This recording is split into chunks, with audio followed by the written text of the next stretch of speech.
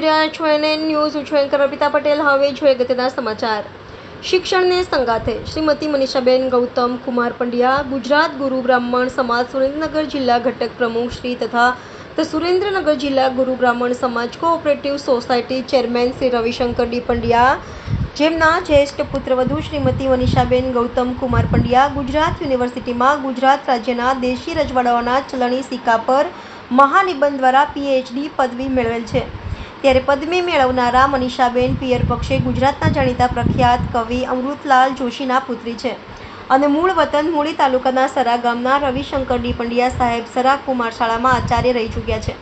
ત્યારે એક પુત્રવધુ શ્રીમતી મનીષાબેન ગૌતમ કુમાર પંડ્યાએ પંડ્યા પરિવારનું નામ રોશન કર્યું હતું, જેમાં મનીષાબેન તથા સહપરિવારને અનહદ અઢળક અંદરના ભાવથી અભિનંદન સાથે શુભેચ્છા પાઠવી હતી.